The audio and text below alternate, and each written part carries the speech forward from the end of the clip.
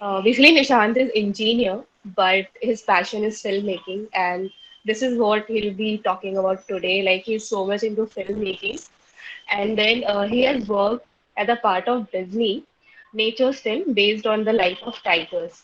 In October 2020, he joined Downer. I hope I'm pronouncing it correct. Production as cameraman and film producer for the five-part blue chip Wildfire series titled Jungle, which will release in 2023. And I think this is the jungle thing he's saying he'll show us something. So we are very excited, Nishant, to see all your work and how you proceed, what all the procedure there. So over to you, Nishant. Please go ahead. Hello everyone. It's so nice to be a part of this lecture series, and it's so nice to interact with design students and engineers and techies and nerds. I am myself a nerd, although I don't consider myself an engineer so much because I did complete my degree in BTech in IT back in 2010, but I haven't used the Laplace theorems and the Fourier transformations and whatever that was. I do use signal transmission, and I do use whatever I read in my third year in media was one of our subjects. So yeah, the formats and all that knowledge does still help, but I don't consider myself an engineer that much. So like, hats off to you guys, for firstly entering IIT and then getting through it. So millions of people across the world actually watch natural history films on TV every day, and India is just opening up to it. I mean, we have only started recently. You go to Netflix and you watch, you type in romance or you type in comedy. My goal in life is to make wildlife such a popular genre that you go to your OTT platform and look for wildlife films to watch. These are some of the channels that I am working with or I have previously worked with. My journey started with Nat Geo back in 2014. Journey as in the world of like formal, proper international level documentary filmmaking in wildlife. I assisted a very senior filmmaker, Subayan Muthu, for about 1.5 years, and we did 3 films. Then I did a project for Animal Planet, and recently, so apart from wildlife, also we keep doing other stuff. And recently, we did a film for Apple TV Plus, which was co-produced by Prince Harry and Oprah Winfrey. This is called so it's on Apple TV. It's called I'm forgetting the name. I'm going to share it later in the session. It's all about mental health, and it was a great fun to work with a proper Hollywood level production crew and a non-wildlife film for a change. And the project that I've been working on with Disney Nature is all about tigers. We started 3 years back, and due to COVID last year, we had to push, and then this year again, we had to push it by another year. So it will now release in 2023 on Earth Day, that is in April. And we usually operate in Madhya Pradesh, all the popular parks and also the not so popular parks, pumping in money in terms of fees and hiring locals and their uh, logistics support and everything. So it sort of gives an employment opportunity to them, which is good for everyone, I guess. This is the typical scene when our crew arrives and our equipment arrives. It's usually from the UK because of BBC being based out of Bristol. All the other companies started opening offices in Bristol, and then that has become sort of the hub for natural history filmmaking for all of the world. So it's usually like 50, 60 cases, and a lot of red tapeism with the customs department and all, but it's all worth it in the end. And we are limited to the confines of a car while filming because national parks in India typically don't allow you to walk. You have to be in the car all the time, and that presents its own challenges, in the field. Of course, it's weather where if you see a tiger through a small gap between the trees, you can't move your car to your comfort. You have to just stick it out, be there for hours and hours at it, and just wait it out or get your angle from there. And sometimes it's rewarding, sometimes it's not very rewarding. Here you can see a very disappointed face of, he's a very famous cameraman, John Aitchison. This is John Brown filming for BBC The Hunt back in 2013. And we did the production for them. This is what we call it our kit room. It looks like this. There's all sorts of equipment and also evening snacks and drinks going on, and daily data copy and reviewing the footage and making logs. So this is a gyro stabilized gimbal that we're using to film in parks with tigers, and I'm going to talk about it later in the session in detail. So it's mounted on a gypsy, and it's on a jib crane, and one guy operates the crane and the cameraman sits at the back and operates the camera with his joystick.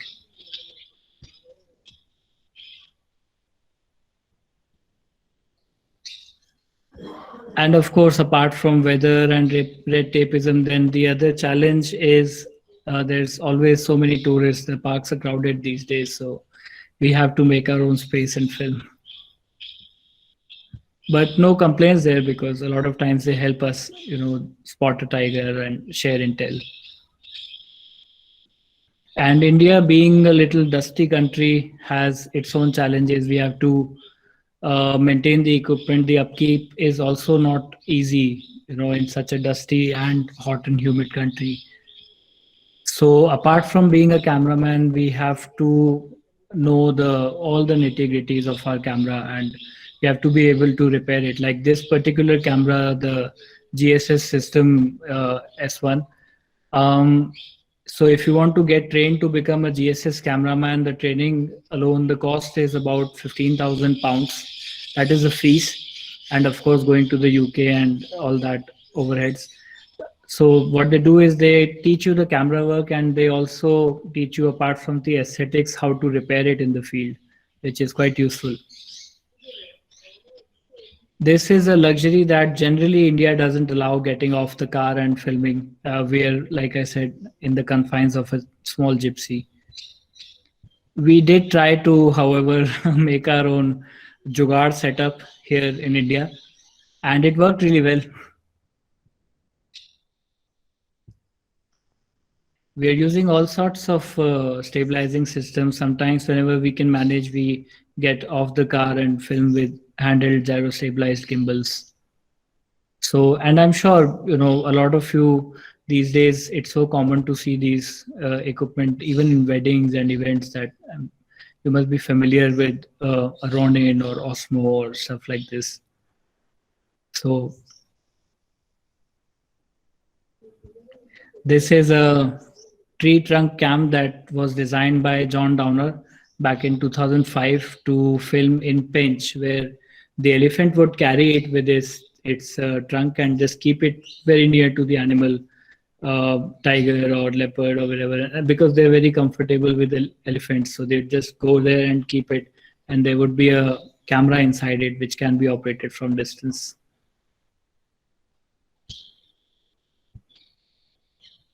This is what a typical long lens setup looks like. We call it long lens. It's essentially a telephoto lens mounted on a camera and kept inside the car. And at any point, if you guys want to ask any questions, you're welcome to do that. I'm just going through the presentation briefly so that you get a general idea of the field life. My car's a mess all the time. And then, of course, drones, the world is opening up for it. Earlier, there used to be a problem getting permissions, but these days, government is okay in letting us use all these things. This is the control for a GSS system that we mounted on again, a Jugaad plyboard and operating it from the car. And you can put it near the animals, and there's a video transmitter attached on the top. and also controls for zoom, focus, pan, and tilt that you can operate from the remote itself.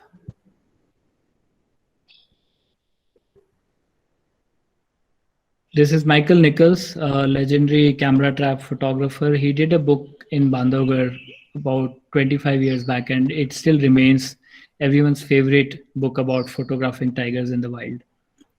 And now we have more sophisticated gear in camera traps that I'm going to talk about in a while. And then this is the next big thing. And in fact, we've had two huge series, like very high budget series, one on Netflix and one on Apple TV, where animals are filmed at night in color. They are not filmed with infrared beam cameras. They're filmed with um, modified sensor cameras that can capture color in just a little bit of moonlight. So you can see how it used to look in infrared and how it looks now. The difference is just dramatic. And even capturing such behavior for research work is very useful, which has never been done before.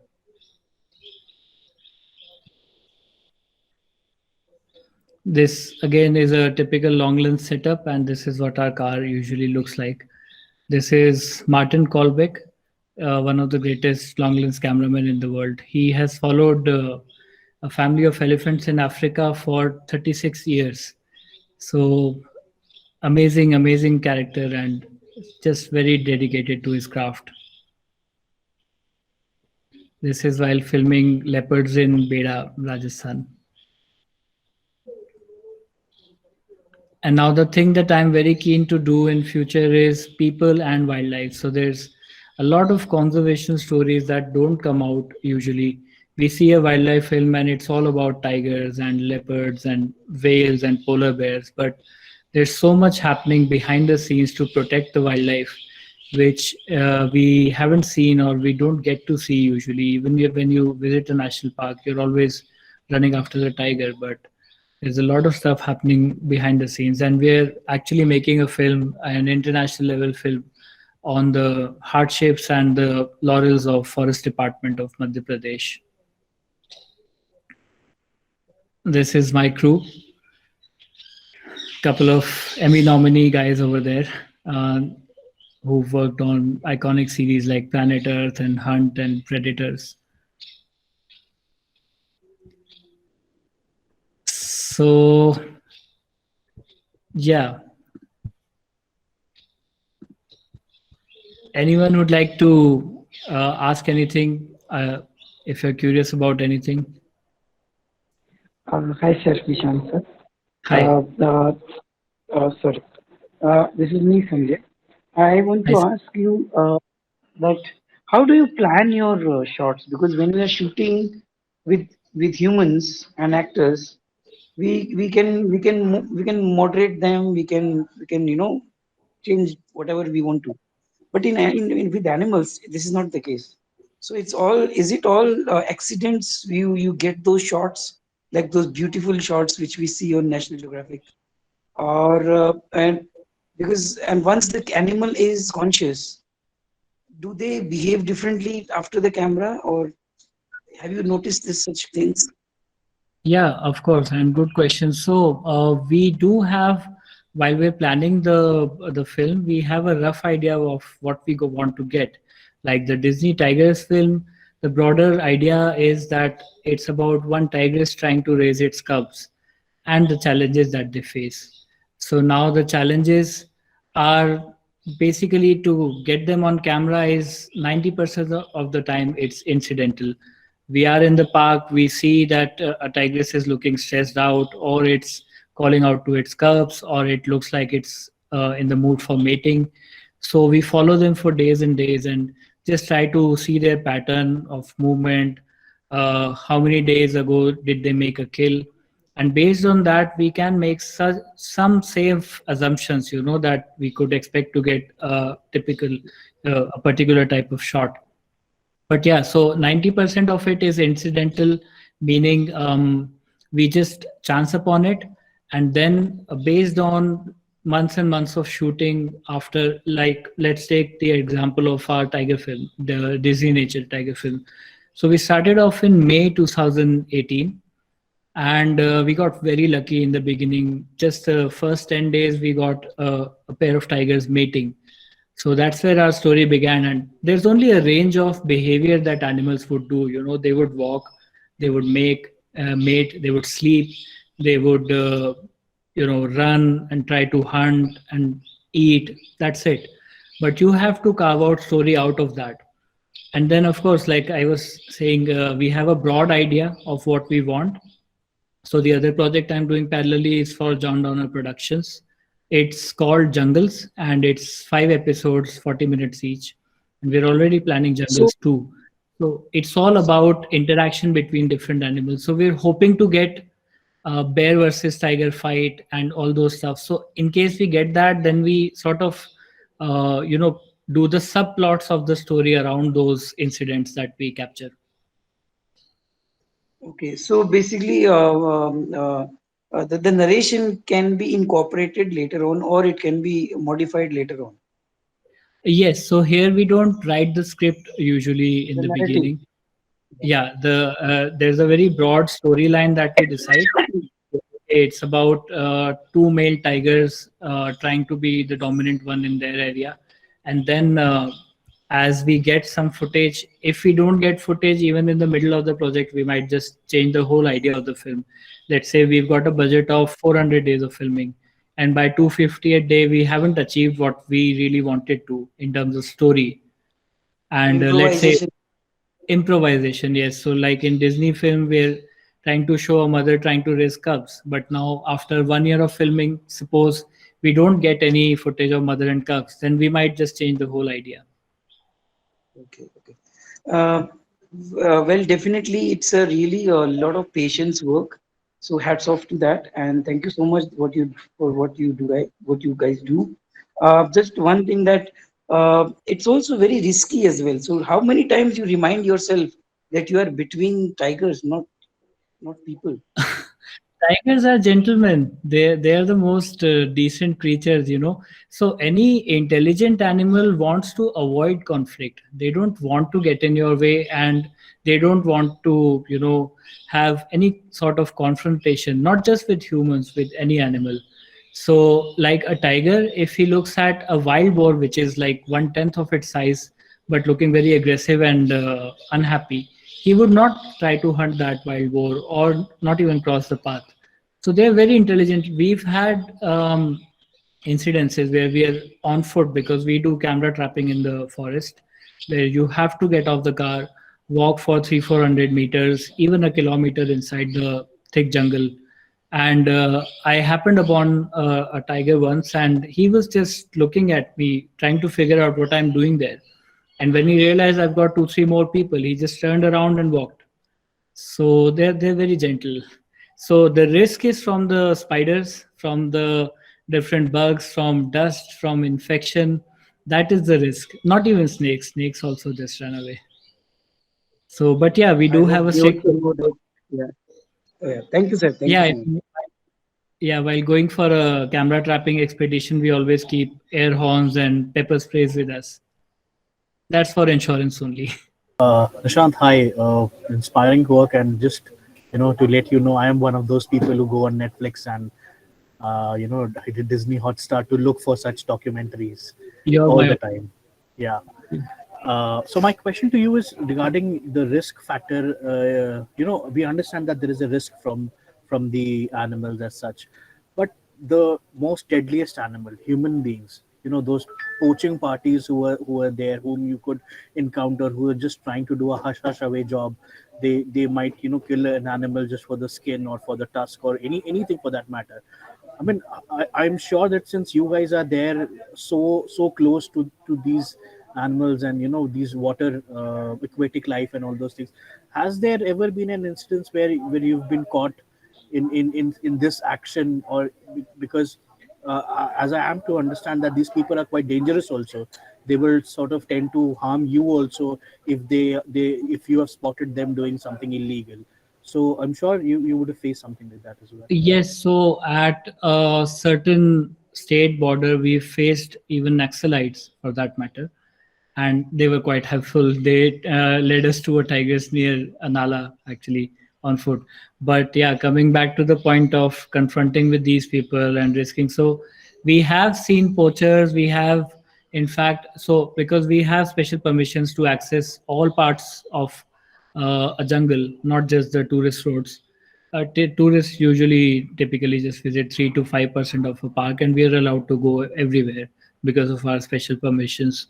So we do encounter. I remember a couple of incidences where we've had illegal fishery peoples, um, poacher, not really in the middle of his act, but trying to set up snares and stuff like that. So usually they are just simple normal human beings trying to earn some money for their family. It's the organized poachers that we have to worry about, and they're not the ones in the field. In the field, you'll get like a very simple, humble villager who's getting maybe 3,000 rupees for killing a leopard. So, and a couple of incidences where we have had them, they run away.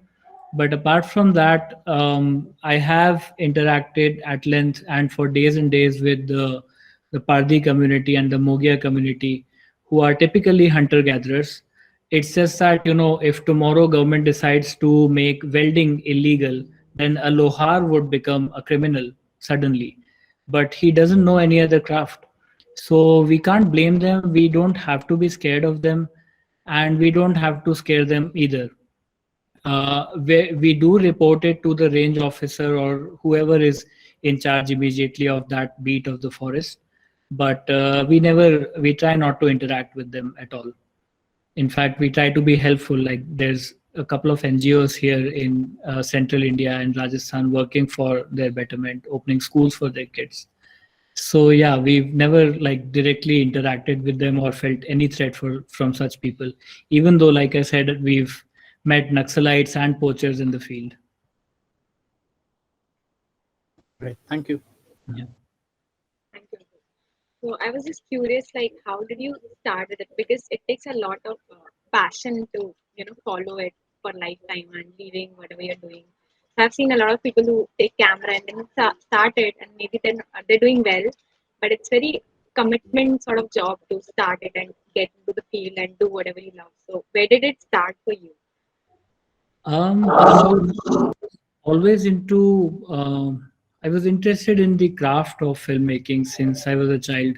I remember getting my uncle getting VHS of Jurassic Park and Schindler's List when I was maybe 7 years old. I'd watched the film once with my family, then again on my own, and maybe a third or fourth time, just pausing at certain scenes and rewinding them, watching them again. So I've been a fan of all these famous directors, and then talking only about wildlife. So when Discovery Channel launched in India, I think it must have been 96 or 97. I was maybe 6-7 years old, and those films I used to find very, very boring. Cheetah apni cheetah ke saath sehwaas kar raha hai and all that, just behavioral films. That was a different era. But then for me, what really kindled the interest in wildlife and wildlife films was an iconic series by BBC called Land of the Tiger. It came in 1996, and this famous conservationist Valmik Thapar was the presenter in that film. It was a 6-episode series. So sadly, it's not available in very good quality online, but it's on YouTube and you can watch it. So it was all about wildlife in India. So it automatically, everything was very relatable. And looking at Valmik Thapar, who's like 6'1", maybe 160 kgs of weight, bared, and his hair has cobwebs, and he's walking in the jungle, driving around in a gypsy. I was instantly mesmerized, and I said, well, I want to be like this man. So yeah, that is where it started. And then after engineering, even between when I was doing engineering, I was into stills photography and I was visiting a lot of parks. My dad was in the irrigation department before he retired. So I used to go to all these villages and forests and rural areas with him. So that kind of kindled an interest in wildlife for me. Thank you so much for answering. Yeah. Anybody else wants to ask something? Yeah. Hi, Nishant. Am I audible? Yes. Yes, Roshan. Okay. So can you like tell us about how the funding and the sponsor like works behind it? Like you don't have an assurance that you'll come back with a story or a script, right? So how would it work for your sponsors, and how do you get it funded? Because there's a lot of expensive equipment you're carrying around. That Yes. do you like take it from your pocket to buy all those, or how does all that work? I used to, but fortunately now I'm at a position where the producer trusts me with all these equipment, like the camera that I was sitting and showing off in the Gypsy. The camera and the lens total cost must be something like maybe 2.3 crores. So, and you can't keep buying all that pro equipment because every 2 years, the market changes, new cameras launch. So unless you're using it for like 250 days a year, it's not worth it. So yes, about the funding. So there are a couple of ways. Firstly, that you make a pitch document. It could be just photos. You don't need to shoot anything and show it to them because so let's say you have a broad idea of what you want to make. You approach potential producers depending on your budget and your story, and you approach them, and then if they know you, if they trust you, they're going to fund it. Otherwise you might need something which we call a pitch tape, a sizzle reel, 3 minute 5 minute video of which sort of covers part of what you want to achieve in the project, and then they give you a budget and you make a film on that. Or if you're known already in the circle, then they approach you and they call you up and they say, okay, Roshan, we know you're an expert in filming birds or tigers, and we want you to do this 10-minute story for us in central India or wherever. So then they pay you however, whatever deal you strike with them. So in fact, I can share a typical pitch document with you guys that will give you a broad idea of what it looks like to approach the producers. This is a film we have recently pitched to BBC. One second. So first of all, producer wants to know how many episodes, what is the tentative runtime, what is the broad story. So we try and show all that. Where will it be filmed and what is the look and feel of the film?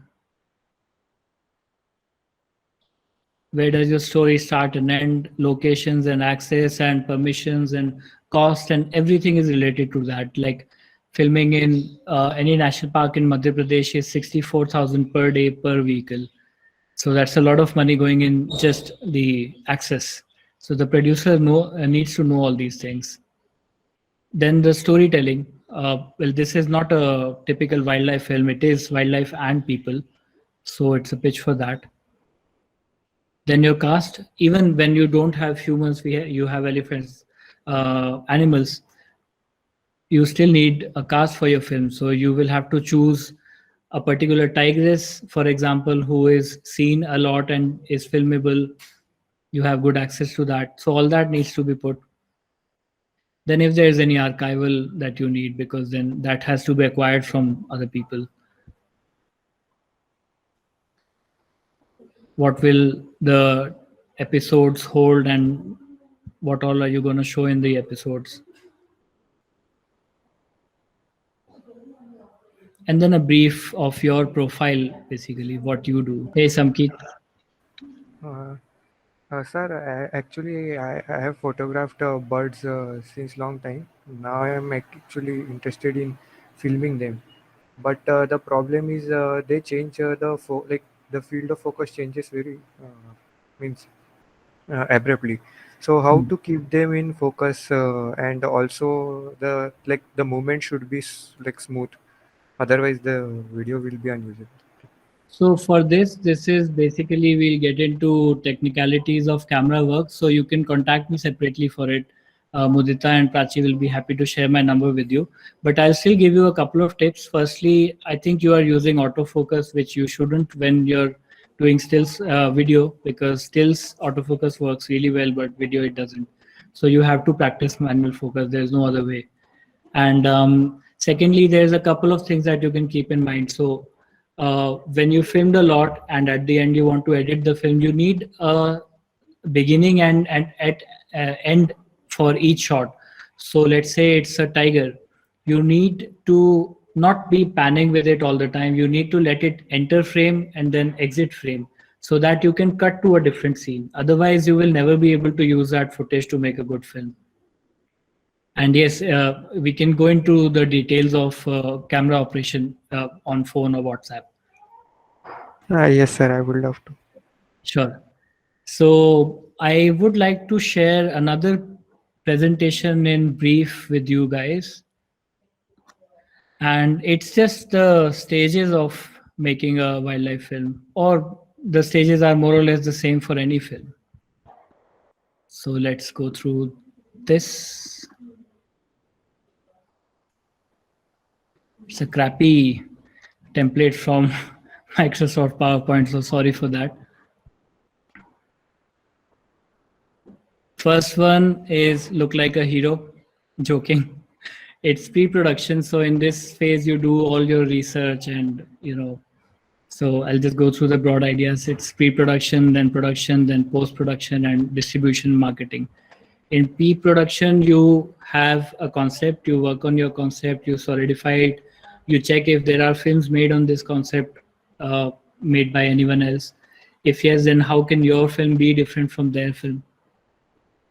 It involves a lot of research and writing and visiting the place, doing recce's, and then pitching the idea to a potential producer.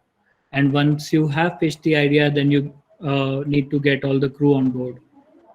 And then the casting. So like I said, even your choice of animal can guarantee your success and failure, because like I know people who have chosen the wrong tiger and they could never finish their film, because that tiger was so elusive that they spent weeks and weeks and at end without even seeing their character.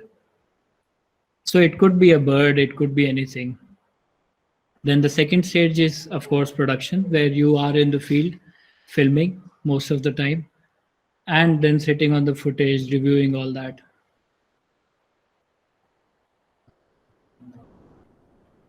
The third stage is, of course, post-production, where you edit the film, you do the coloring, you do the sound design. So normally blue chip wildlife films or any good budget wildlife films, they don't do sound while they're filming, because there's a lot of noises in the car. And like I said, you're in the confines of a car. So you hire a expert sound recorders to do it afterwards, and then you put the Foley in post work. And of course, the narration and background score, and then VFX and all that. And then the last stage is, the second last stage is distribution and marketing, where you need to get all sorts of okays for your film. In terms of wildlife in India specifically, you need it to be okayed by certain authorities. Like if it's filmed in a national park in India, it has to be okayed by the National Tiger Conservation Authority and the Ministry of Environment Forests. These are some of the roles that are there in any film, which is right from direction to camera to an important role that other projects may not have is fixing. So you're coming to a forest, there's like 20 different authorities sitting on your head. And there are people earning like $600, $800 a day just fixing your permits and access. So it is a career in itself. And the last stage is, of course, the awards.